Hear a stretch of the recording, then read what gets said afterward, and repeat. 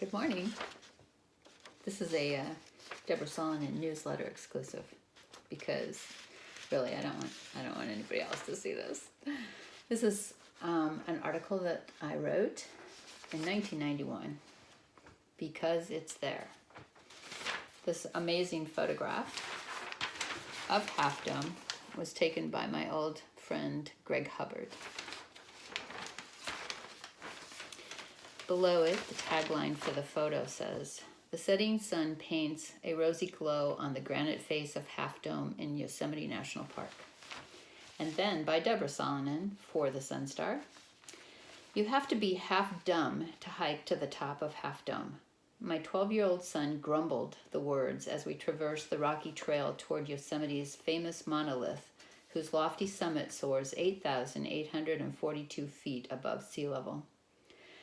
"Yeah," his 13-year-old sister agreed. "Why are we doing this, Mom?" I took a deep breath, then another. At this altitude, it takes more oxygen to hold one's temper. "This is a once-in-a-lifetime experience," I snapped, my legs complaining as vigorously as my children. "Someday you'll thank me for this wonderful memory." Through the towering redwoods, I sighted our goal. Awesome, spectacular, and still too far away. I recalled the day my niece suggested we go hiking sometime. For reasons that presently escape me, I piped up, "We could do Half Dome." In my mind, I pictured a leisurely jaunt through green forests with a couple of stops for wine and cheese. Not for a minute did I envision an 11-hour ordeal pitting muscle against mountain. Caught up in Half Dome hysteria, I booked 3 tent cabins in Curry Village and mailed off a flyer to interested family members. Its checklist read, "Bring as much water as you can carry, comfortable shoes and thick socks, and healthy, high-protein snacks such as granola bars, beef jerky, fruit rolls, nuts, and of course Skittles." Undaunted by thick gray clouds and a steady drizzle, 8 of us, aged 12 to 50-something, gathered in Yosemite Valley on the last day of June. Fat raindrops played musical chairs on our tent tops as we tucked scratchy wool blankets up under our chins and settled down on plastic-wrapped mattresses. Dawn peeked through misty clouds, tantalizing early risers with scattered golden spotlights. Since food isn't allowed in the tent cabins, we gathered in the parking lot for a tailgate breakfast.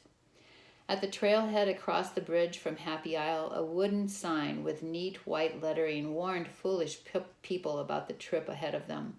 It clearly states the distance to Half Dome, 8.4 miles one way. Naturally, we ignored it and set off on the trail. To our right, careless swipes of thick white clouds swathe the face of Glacier Point like a half-awake gentleman conducting his morning shave. Below us, amid a tangle of trees and brush, ice waters crashed in frothy turbulence.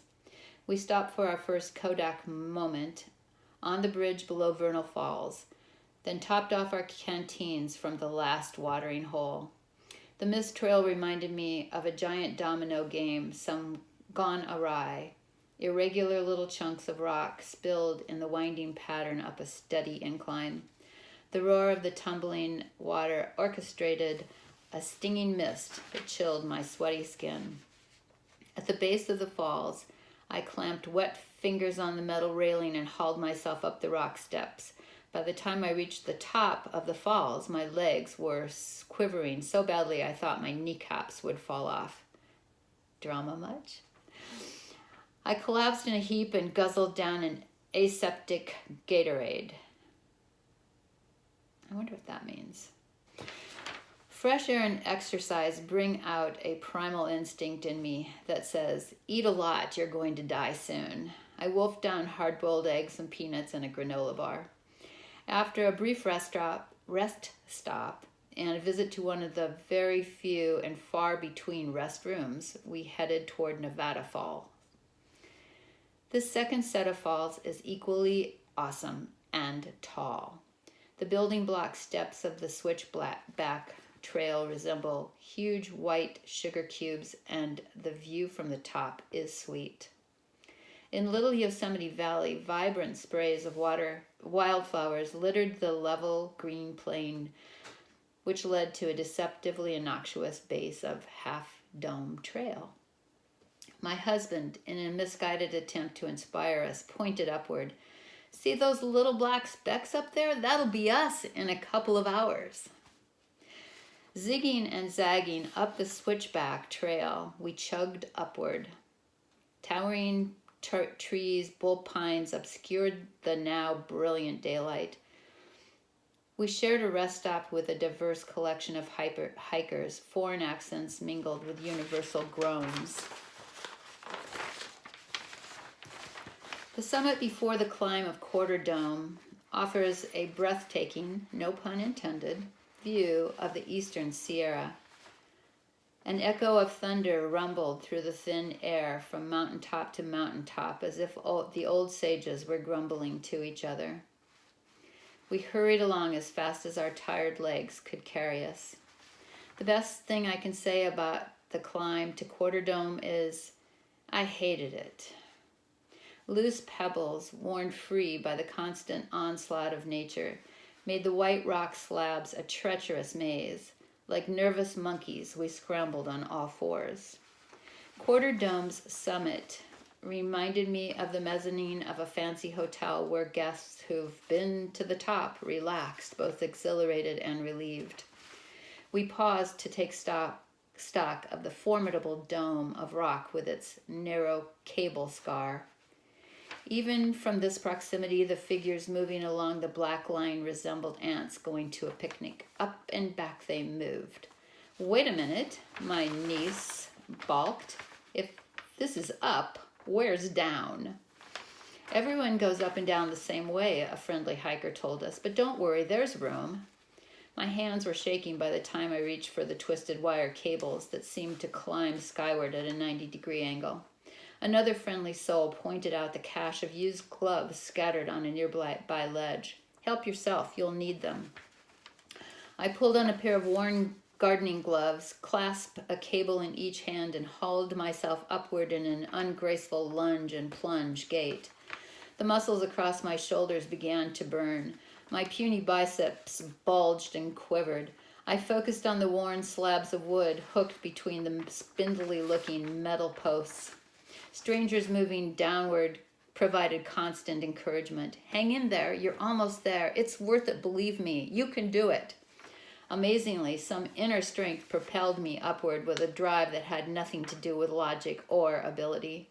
My logical mind, I knew I didn't have the ability to make it to the top, but something stronger kept my poor aching body pulling upward. As I hauled myself to the top, a burst of triumph surged through me, and I actually sprinted across the mammoth barren dome. Dizzy with excitement and overwhelmed by the views in every direction, I kept a prudent distance from the edge, but the rest of my group frolicked playfully on the ancient slabs of granite, some 4,842 feet above the valley floor. A plump furry creature someone called a marmot and 4 Chippendale chipmunks scurried among the triumphant. One enterprising hiker had a backpack full of iced beer that was selling for $5 a can. Thunder rumbled in yonder mountain range, and we hastily snapped the dozen prints in our disposable panoramic view cameras and headed down. With proper balance, remembering to keep your feet under your body at all time, the trip down is a relative breeze. We did our part to encourage those struggling souls on their way up. You're almost there. You can do it. It's worth it, I heard myself say. Was it worth it? Absolutely. Will I do it again? Absolutely not. Hiking Half Dome is a once in my lifetime experience. After all, a person would have to be half dumb to do it again next year. That's it. Hope you enjoyed it.